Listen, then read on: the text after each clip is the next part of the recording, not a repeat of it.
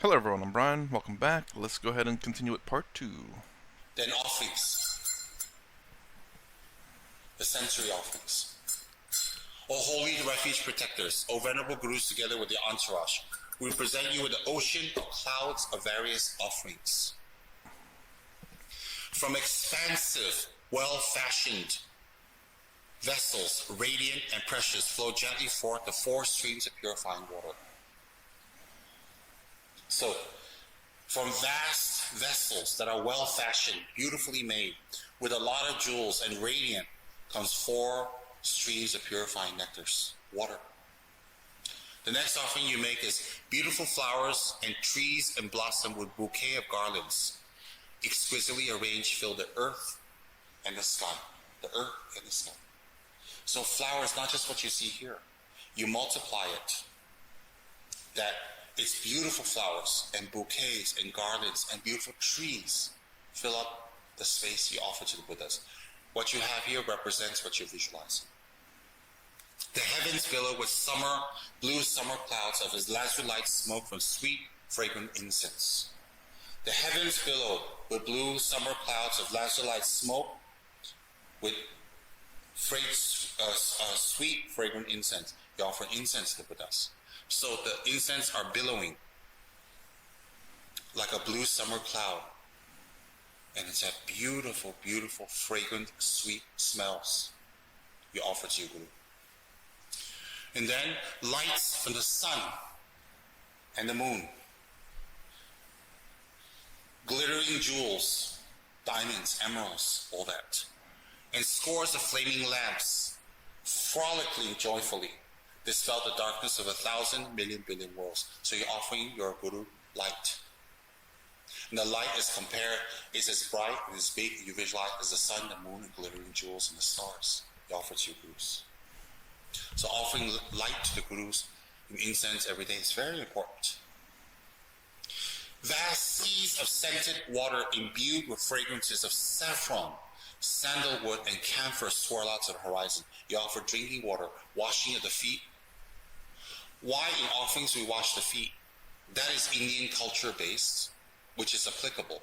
That is specifically to show humility. In India, you touch the person's feet who you respect very much. Your parents, your gurus, elders. I also wonder if that's because that's the lowest part of the body, like you're beneath me, not in a negative way. Let me try to explain that.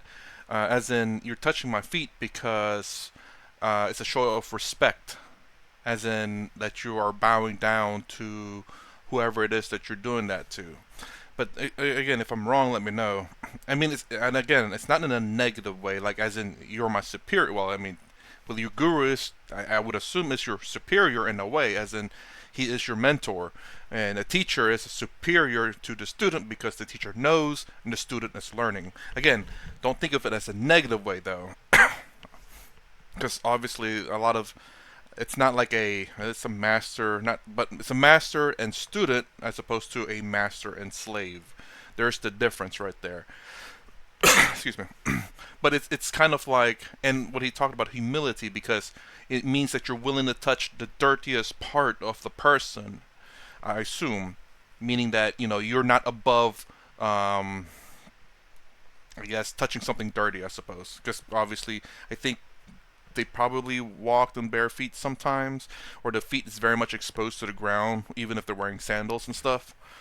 But yeah, I do wonder if it's also that as well, as a not only a humility but as a respect, meaning that you respect your guru or whoever it is that you are doing that to, because you would not necessarily do that with someone that you don't respect. Although there are people out there who would do that because they are doing it for their own gain, which is very deceptive and I would say I won't say goal oriented, but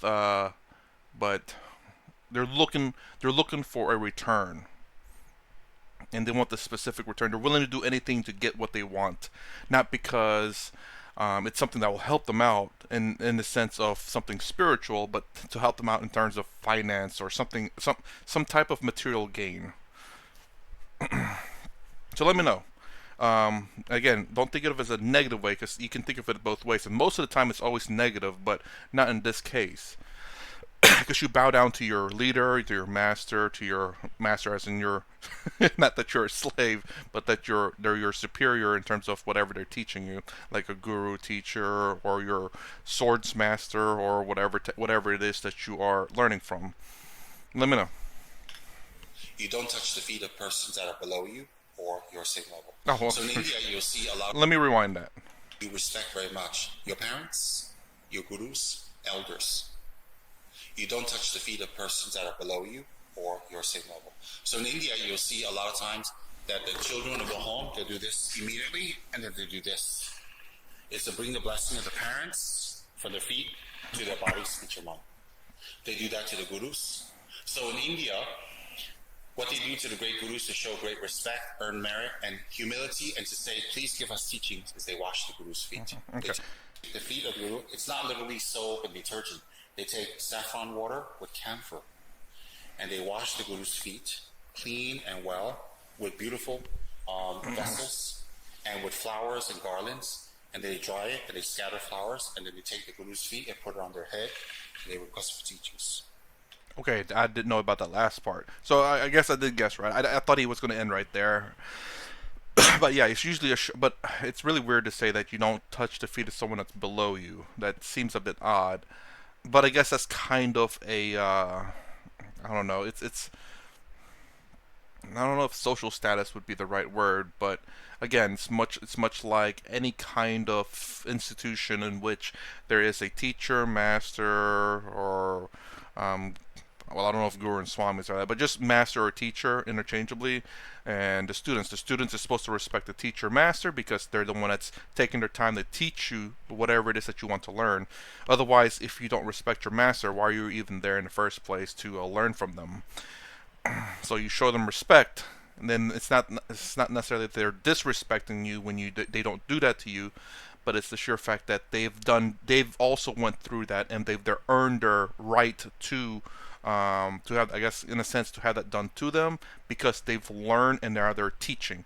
So the only reason why you're doing that for them is because you chose to learn from them, and you do that as a show of a sign of respect and humility, and they're looking at as and you are willing to do things for them, which would also show that you're willing to learn whatever teachings they have to teach. Because if you're willing to wash someone's feet, you're probably willing to learn a lot of things that you might not think is not right, but that you might think is weird. I've done that for my gurus a few times. They allowed me to. What is that? Is to show humility, to put your ego down. In the Christian faith, once a year on Christmas or whatever, the Pope has to kiss one of the disciples' feet. I don't know if you guys have seen that. The same thing is to show humility. That even someone as great as the Pope also must be humble in the eyes of God. So that's what it's saying here. Okay? Fast sends a scented water imbued with fragrances of saffron. That's why we put saffron in the water. It's good to put saffron every single day. We get it from brick fields here. Good quality ones. So the water is imbued with saffron and camphor. Vast seas of scented waters imbued with fragrances of saffron, sandalwood, and camphor swirl out to the horizons. Delicacies of gods and men, drinks and savories and feasts with ingredients of 100 flavors of mass Mount Meru. So we should have beautiful foods, drinks, savories, and feasts. So today I bought many herbs. I bought many grains. I brought many nuts and rice and all that to be offered to the Buddhas. Because that's what it says in the text to offer. Okay? Now, not all of us can afford to offer this every day or all the time. So what I do is I make it a long-term offering, which means I take these that are sealed and I put it up and I say, this is an offer to you every single day for, let's say, a month. And then I change it. Or 2 months, that's up to us. If we can afford to do it every day, of course, do it every day. Okay? So when you offer drinks and food to the Guru, who's Buddha, you create the causes that whatever you need in the future will come to you. Foods, medicines. When you offer herbs and spices to the Buddhas, whatever you need to practice Dharma, even as obscure it is, will come to you. Attainments will arise. And You can offer medicines. Herbs and spices are considered, I visualize them as medicines because I didn't find any medicines tonight. So when you offer potent medicines to the Buddhas, you're asking your Guru, Buddha, to bless you, that all your diseases are removed. And at the same time, the ultimate disease of ignorance, hatred, and desire are removed. I guess real quick question. Say offerings of food and stuff, especially I'm assuming they're not cooked. The grains and all that are not cooked, but just left in bags. Do they eat those afterwards, or do they throw them away? I'm wondering. He didn't say that after offered up for about a week or a month, then I change it out. What do you do with the old one? Assuming it's not spoiled or rotten or whatever, it's assuming it's still good. I'm assuming they eat that. I mean, I don't know. Like you offered it up to the Buddhists, so is it okay to eat it, as so it doesn't go to waste? Let me know. Okay? So, music from an endless variety of various instruments blend into a symphony filling the three realms. So you offer music to the three jewels. That can be a conch shell, that can be a CD, anything. So when you offer that, you visualize much beautiful music going up to the Buddhas, to your Guru. Goddesses of outer, inner, and desirable objects holding symbols of sight and sound, taste, touch, and touch pervade all directions. So you visualize beautiful goddesses, voluptuous and dancing. Real quick, thank you to the person who replied about the three jewels.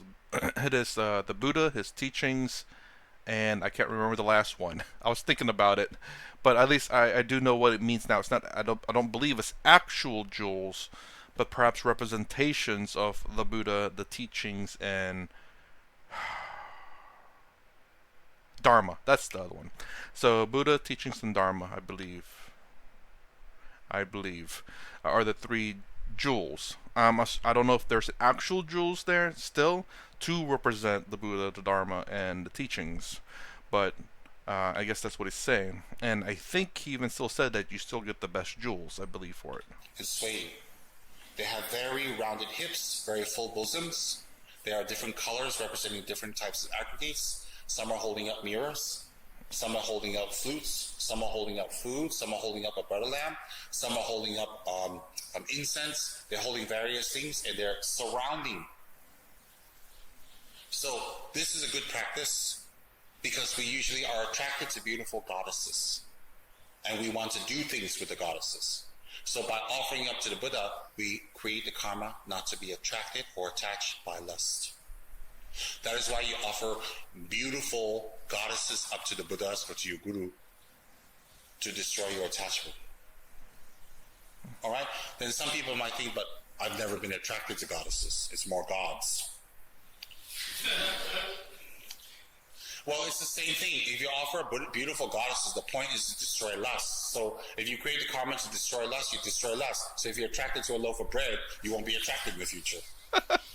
So it doesn't matter what you're attracted to. The point is destroying love. Because I've had people ask me, but Rinpoche, I'm not really interested in goddesses. I like gods. And I'm like, that's fine. Lust is lust. I mean, who's judging you? That bread looks sexy. I love that. Do I want whole wheat bread?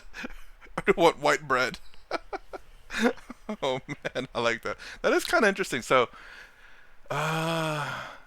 and I like the fact that hopefully he means that about the bread intentionally, because that would mean desires for things like if you're obsessed with food, obsessed with cars, or obsessed with, say, prawn, if you get what I'm saying, that you can offer that up as a way to remove your desires. And lust is a desire, so therefore I think desire would probably desired, and you have your lust, you have your whatever else that you want, all falls under the desire category, in my opinion. And lust is a desire. Yeah, I said that already. But yeah, I hope he really means that, like, if you really desire bread, meaning that if you have an addiction to things, that you can offer those up to destroy it as well. Bread. So can an LGBT member visualize goddesses off to the Buddha to destroy lust, which is the cause of a lot of suffering? Sure they can.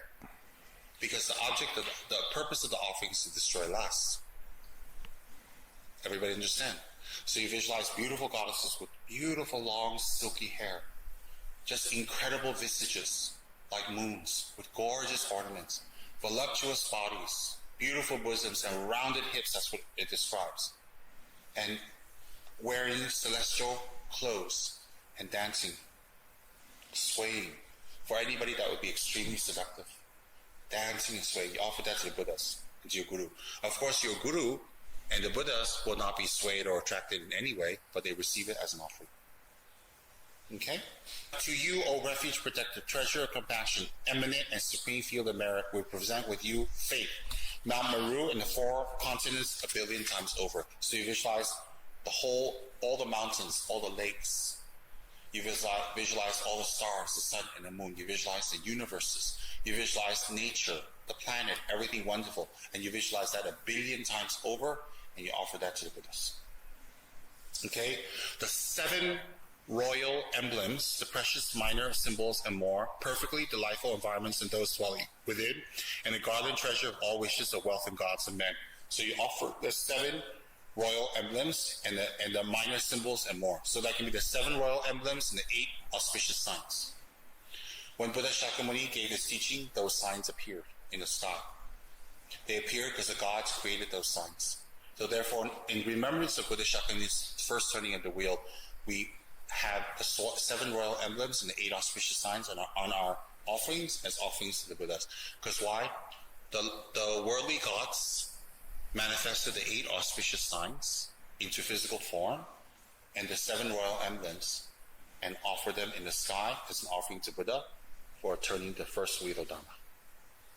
So it represents that. Then on stanza number 33, to please you, O venerable Gurus, we offer these objects both actually arrayed at those of vision as a pleasure grove on the shore of a wish-granting sea. It is strewn with 1,000-petaled lotuses, captivating the hearts of all. These are the offerings of objects arising from samsara and nirvana's white virtues. Everywhere is dotted with flowers. These are the virtues of the 3 gateways of ourselves and others in this world and beyond. It is diffused with the myriad fragrances of Samandabhadara's offerings and is laden with fruit, the 3 trainings, the 2 stages, and 5 packs. So in stanza number 33, which most of you have, what are you saying? That all the objects on the altar in front I'm offering to you, and also what I visualize. Because some people are very poor, they can just offer 1 glass of water, but they can visualize everything else we have just described to the Gurus. Okay? The next one, number 34. We offer a libation, China tea, the color of saffron. Chinese tea in ancient times is valued in India. In India, if you have tea imported from China, it was incredible. Same in Tibet. In Tibet, tea from China was considered the most superior. So His Holiness Panchen Lama here wrote in 34, we offer a libation of China tea, the color of saffron, steeped in the glories of 100 flavors with a delicate bouquet. The 5 hooks, 5 lamps, and so forth is purified, transformed, and increased into a sea of nectar. We offer even voluptuous, illusion-like consorts, a host of messenger dakinis, born from place, from mantra, and simultaneously born, having slender figures, a glow and vibrance of youth, and skilled in the 64 arts of love. Okay? So, voluptuous, illusion-like consorts, a host of messenger dakinis. They're born from place, from a certain place, they take rebirth. From mantra, by reciting a mantra, they are born, simultaneously born spontaneously from Dhammadhatu. These dakinis are born and make offering. So therefore they arise from mantra, Dhammadhatu, which is attainments, and although they're voluptuous and beautiful, they create no lust and encourage no lust and encourage no negative thinking in your mind. When people see a very beautiful, voluptuous female, what do they usually think? But these females don't create that in your mind. We offer even supreme ultimate bodhicitta. They say, how can you offer bodhicitta? You can't offer bodhicitta. Bodhicitta is not owned by you, so it can be offered. By offering bodhicitta, you create the karmic, as I said earlier in the teaching, you create the karmic imprint to achieve bodhicitta. So in the future, when there are bodhicitta teachings being given, it will open up in you. You can attend, listen, and practice. Beyond words, thought, and expression, spontaneous and invisible. The voice sphere of all things, free from mental fabrications of true existence, unobstructed, great, pristine awareness, simultaneous with bliss. So what you're offering the Buddhas and your Guru is bodhicitta and emptiness. Emptiness is beyond words, it's beyond thoughts, it's beyond expression, spontaneous and invisible. The void sphere of all things. The void sphere is all things are inherently empty of true existence, free from mental fabrications of true existence. Free from mental fabrications means free from your projections of how existence should be. So you're offering up the Buddhas and your Guru pure view, free from projections. By offering pure view, free from projections to the Buddhas, what happens? In the future, whatever you see, you will see the truth and not some convoluted version of what you think it is. We have people that we have to talk for hours and hours and hours and hours, year after year, and explain to them how things really are. They still don't get it. They still have their own version of things, and they live from that, and from that they come anger, from that they come attachment, from that they come so many negative emotions because they have wrong view. Okay? So, unobstructed, great, pristine awareness, simultaneous with bliss. So you're offering up the Buddhas, bodhicitta, and emptiness. Next one. Okay, stanza 37. We offer sundry types of potent medicines to cure the plagues of 400 afflictions, and in reverence we offer ourselves as servants to please you. Pray, keep us in your service as long as the heavens endure. So not only are you offering spices, medicines, foods, drinks, samsara, mountains, stars, the moon, the sun, jewels, gold, silver. You're also offering up beautiful dakinis. You're offering up music, sight, and sound. Dakinis. Okay, so based on everything you said, I'm assuming those are the women, maybe. You offer all the stuff represented by what you offer to the Buddhas, and on top of all that, you offer yourselves reverently as servants of the Guru. So once you offer yourself up as to the Guru, you are loyal to your Guru for the rest of your life. You're not his servant. Servant is written in a humble way. But you are loyal to your Guru, loyal to the practices he gave you, loyal to the Dharma he taught you, and especially loyal to transforming your mind, which is what your Guru wants from you.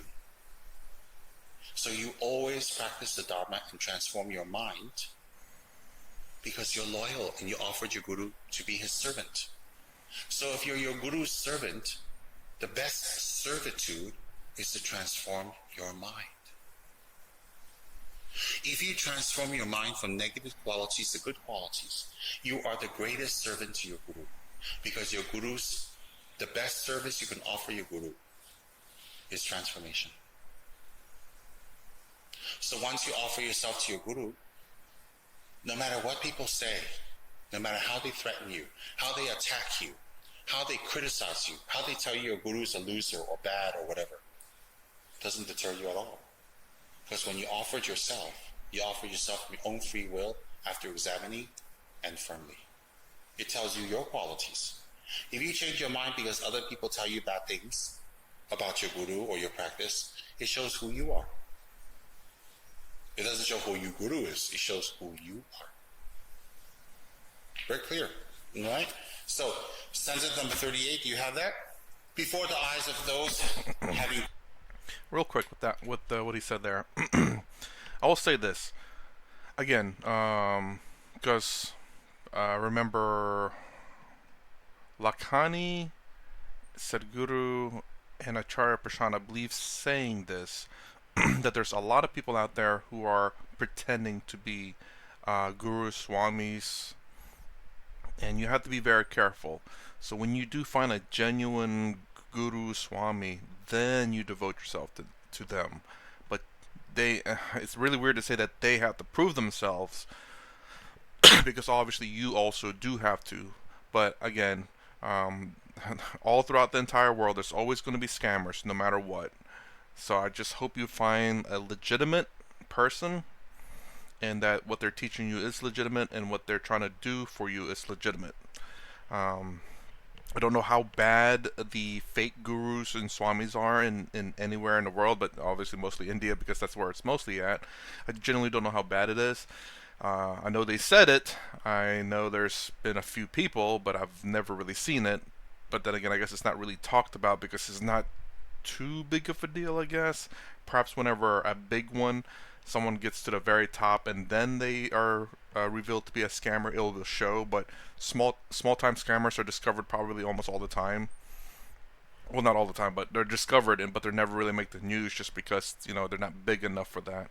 So again, regardless of who you're trying to talk to, if you're going to devote yourself to someone, regardless whether that's going to be your husband, wife, or partner, or whatever, even in business, always make sure that they're legitimate. How do you do that? Time will tell. It's really the answer for that one. So I mean, so if you devote yourself, make sure they're legit. How do you tell in terms of gurus and swamis? I don't know.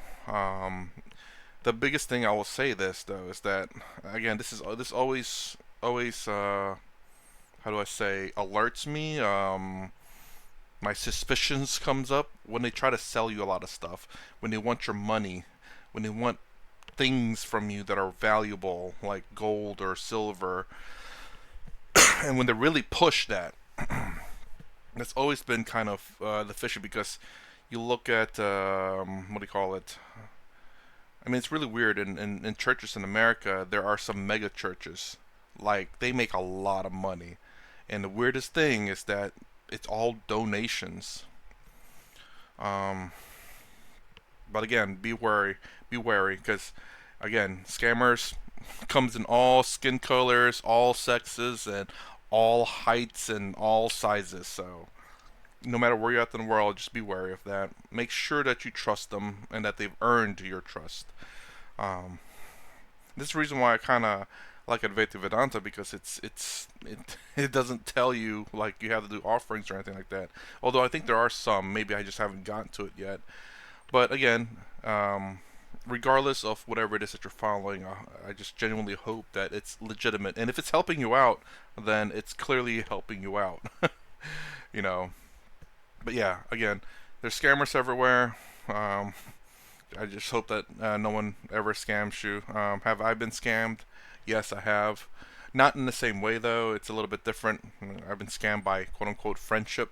I was too generous, I suppose. I let people borrow my stuff and then never gave it back. I think I said this before, but luckily enough, it wasn't too big of a deal. It's a materialistic item per se. It's not something I need to live. I mean, mind you, you don't need gold or silver to live, but if you have to pay money to get that, you have to be careful. So that's all I have to say about that. So, stanza number 38, you have that? Before the eyes of those having great compassion. So you made the offerings. Before the eyes of those having great compassion, we lay bare with a mind of regret. Whatsoever non-virtuous actions bound to misfortune we have committed from beginning to time, cause others to do, or in which we have rejoiced, we vow never to commit them again. Now you're offering your Guru confessions of your negative karma, your negative action, your negative thought, and all the negativities you have done from beginning this time till now. You're confessing to your Guru and you're asking him, by confessing and revealing those and regretting, may they be purified. May I not experience the results of that karma. That's what you're saying. Why do you confess to your Guru and reveal your negative karma and not hide it? So you can purify the karma, so you don't have to experience its result. Okay? Next one. Though all things are like a dream, lacking inherent or natural existence, we sincerely rejoice in the happiness and joy of all Aryas and ordinary beings, and in whatever white virtues that has ever arisen. Though all things are like a dream. Why is it like a dream? Think of things that happened to you 10 years ago, 15 years, 20 years ago. Good and bad. It's like a dream now. You can't even remember the details. But at that time, it was very intense. Very, very intense. And now you don't even remember them anymore. So whatever you're feeling now that's so intense, it will be like a dream later. So why be attached? Now, we rejoice in the happiness So we rejoice in the happiness of high-level beings as the Aryas and ordinary beings. So when ordinary beings and Arya beings are happy or doing good things, we rejoice. And we rejoice in every good things that they do. So what is that? That is the counter jealousy. When other gurus are giving teachings and centers are growing, they have disciples, rejoice. Feel happy. When other people are doing well in their lives and they're healthy and they're doing and they're happy, rejoice. Rejoice. And because they create the causes for their happiness. So by rejoicing, you pull yourself away from this horrible, vicious cycle of jealousy, which doesn't give you peace. And here's another thing I definitely would probably talk about in like my members only video if I ever never ever get to it. But it's um, yeah, it's just very easy to just say rejoice and all of that, and to say be happy, but you have to understand why. You can't tell someone, "Oh, just be happy," and it's like, "Okay," and they're just happy. It doesn't really work like that. At least not for me. And I don't know if it works like that for you. That's quite amazing, honestly, to switch your emotions up so quickly without needing a reason for it. And I would say to have an understanding as to why other people are successful will help you rejoice for them. And I have come to that. Let's see. I'm trying to think of an example, but I guess like for example, I guess a coworker of mine, um, in a sense, got promoted, and I didn't feel any jealousy for that. I think I said this before too. Anyways, and I understood why he was promoted as well, and that's the reason why I wasn't jealous. I was like, yeah, I mean, dude deserved it. And when you understand that people deserve things, now other people deserve things, and you have to understand why they deserve things. It's because they put in the hard work. They've done something extra that's not normally done, and they've done it many times, not just once. At the same time, I think if you always think for yourself that you never ever deserve anything, and when you do get it, it would be you'd be much happier. Because if you start thinking for yourself, I deserve this, I deserve that, and you don't get it, you'll be upset because you believe you deserve something. So, and don't get me wrong, like you can how do I say this? You can believe you deserve something to a degree, but not to but you have to be justified in that. It's not very many things. I wish I could say this. Let's just say if you can justify why people deserve things, including yourself, and you genuinely are truthful to that, I think you can justify this being deserving of something. Generally speaking, you should not put too many things that you believe that you deserve things of, because if you can't justify why you deserve it, and a legitimate justification, mind you, so you can't just say, "I am this, therefore I deserve this." No, no, no. You have to say, "I put in so much hard work that I deserve this." But also at the same time, you cannot suffer that. So, but and people tend to suffer what they deserve and don't get. So that's where you have to kind of draw the medium, or you have to understand your value as well. So I'm trying to formulate this in words because again, I'm thinking on the spot here. Um, there's nothing wrong with saying that you deserve more, as long as you again, the keyword, you genuinely understand why. I understood why my coworkers got the promotion, and they deserve it for 100% for sure. And then, if you believe that you deserve something because you have put in the work as well, but you didn't get it, then you have to be able to justify it. But also, mind you, if you're suffering from it, then you're kind of doing it wrong. But it's normal to suffer in life, obviously. Again, the reason why I don't suffer from it is because I chose not to suffer life. That doesn't always work, but it has mostly worked through my life. Again, go back to that college world history class. I believe it's an Indian teacher teaching Buddhism, and they said Buddhism, life is suffering, and that ever since that day, I chose not to suffer life, even though I still do, but for the most part, I don't.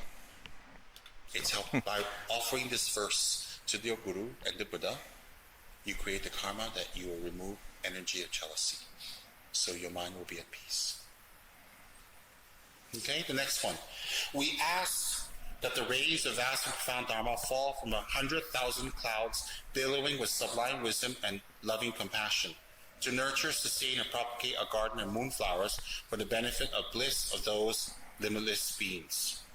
Through your Vajra body is subject to neither birth nor death and is the vessel's unity's wish-granting gems. Number 40 is asking for your Guru to always bestow the Dharma. Always request, always create causes. The physical cause of requesting your Guru, the physical means of creating your Guru to give Dharma is by always showing physical respect. When you always show physical respect to your Guru, you're creating a cause for him to give you Dharma. And then by deed, meaning you do the work assigned to you or you do the practice assigned to you and there's fruition. You don't have to be chased or reminded. You do the work well. You create the causes for the Guru to give you teachings because he's pleased. And also you're ready because whatever he gives you, you finish. And then by request, you're requesting here that you may receive teachings from your Guru. If your Guru is passed away, you'll create the karma to receive teachings from a Guru that has been assigned to you or that is karmically connected to you through your Guru. Or you will meet your Guru again in future lives. Some people return to their Gurus again in future lives and they meet again to receive teachings when they request. Okay? Next one. Though your Vajra body is subject to neither birth nor death and is a vessel of unity's wish-granting gems, please abide forever in keeping with our wishes and pass not beyond Sara until samsara's end. So what you're saying is your Guru's body is a Vajra body. A Vajra body is a Dhamma team, perfect, free from any faults. And the body of the Guru you praise is not created from lust and desire like our bodies, but is created from a motivation to benefit beings, so they specifically take rebirth to help. So their bodies are Vajra bodies that are subject to neither birth nor death. What does that mean, birth and death? Birth and death means through birth and death, they don't forget their purpose. They come back and they continue to teach, to help, to benefit, to give help to those karmically connected to them. So they're not subject to birth and death. Hence, you have in some cases, you have the Rinpoche phenomenon where they return life after life to help. So they're not subject to birth nor death. Okay? Next one. We dedicate a collection of white virtues thus created that we may be inseparably protected through all of our lives by the Venerable Gurus possessing the three kindnesses and that we may attain the Vajradhara state of unity. And then, these are requests to the Guru. So there's a lot more here, which I'm not going to go through now. I just want to go through the offering parts. But the Lama Chopa is something we recite every day. You recite every day is a puja to the Guru. Okay, as I said at the beginning of this teaching, which is very important. Why do we do a puja to the Guru? What's the purpose of doing a puja to the Guru? What does it represent? Okay, so for our offerings, every single day, we should make as vast and beautiful and powerful as possible. For those who have sponsored us, for those who have given us knowledge, for those who have given us medicine, given us help, have been kind to us, for those who have helped us in any way in previous lives and this lives, who may not be in a position to help themselves, then we make offerings, as it says in Lama Chopa by Panchen Lama, these offerings to the Guru, Buddha, so that we can dedicate the merits to them. Why do we want to dedicate the merits to them? When we dedicate the merits to them, a part of the merits to go to them that they can experience what you can experience, Dharma teachings, knowledge, and transformation. And when they experience transformation, what happens? They start leaving their sufferings. The only way to leave sufferings and problems is transformation. Okay? So, the basis of the offerings I make is from several texts, but I'm just sharing one with you tonight. His Holiness the Panchen Lama's text to the practice, the puja, the worship, the meditation, and the solicitations to one's Root Guru. If we do our Root Guru's practice well every single day, and we do the mantra and we trust our Guru well, we can gain great attainments.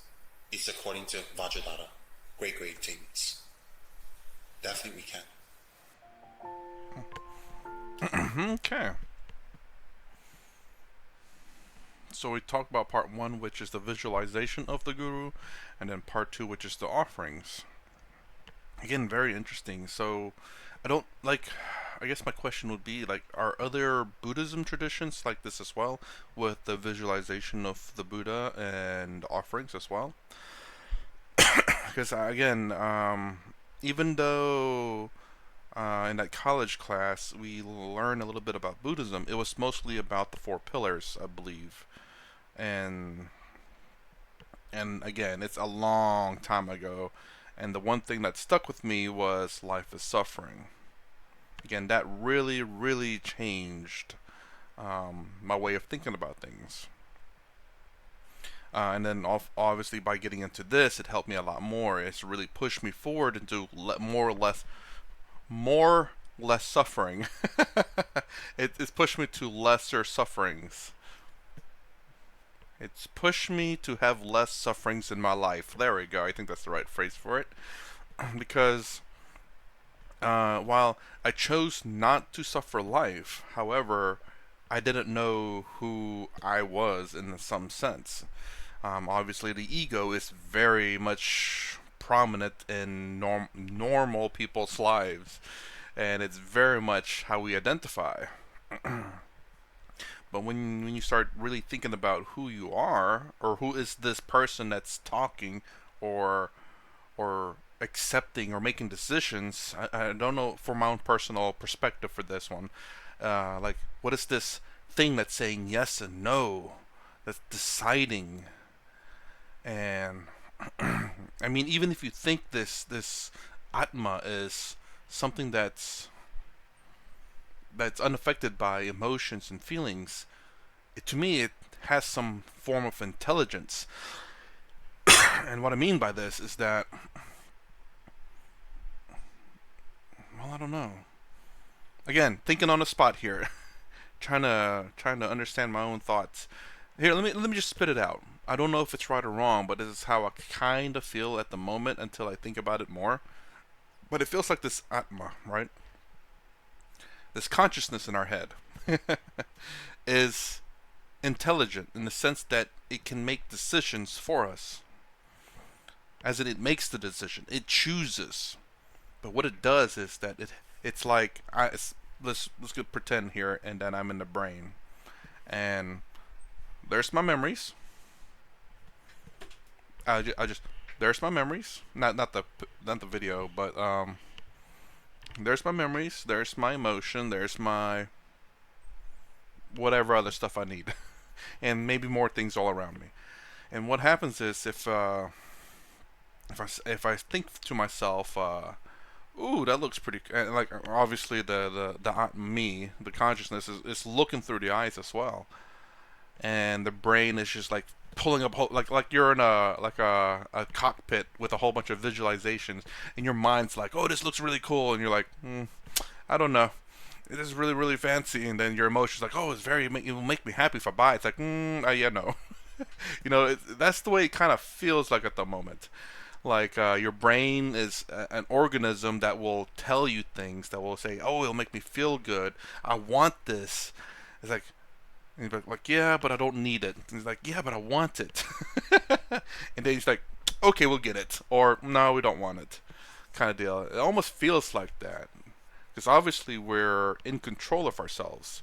So and then clearly our brain, whenever we see something, it's almost like another person there saying, "Buy it, buy it, buy it."